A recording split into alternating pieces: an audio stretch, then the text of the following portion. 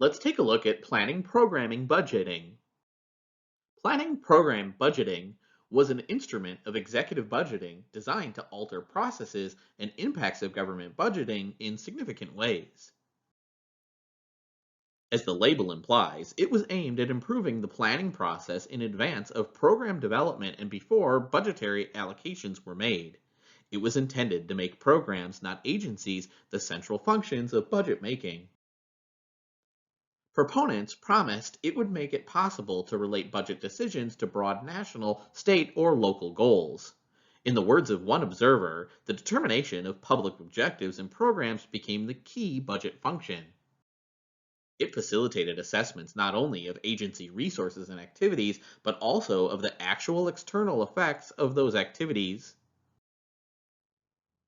It seemed that making the PPB work for the entire executive branch would require centralized control over composition of executive budget proposals, as well as over planning, determination, and evaluation of goals. In the early stages, some thought PPB would reform budgeting in the national government to bring about greater rationality, less politics, better and more informed decisions, and so on. Congress was a major source of resistance to PPB for much of this period, especially by the appropriations committees.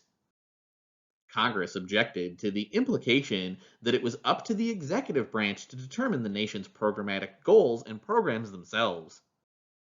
Congress was not likely to be receptive to a budget system stressing economic rationality. In Congress, simplifying budget choices and minimizing conflict over them was a way of life. It failed to recast national budgeting from a repetitive process for financing permanent bureaucracies to an instrument for deciding the purposes of programs of government. Much of the PPP package may have been dismantled, but some components live on, like a basic focus on information, concern with the impact of programs, emphasis on goal definition, and a planning perspective.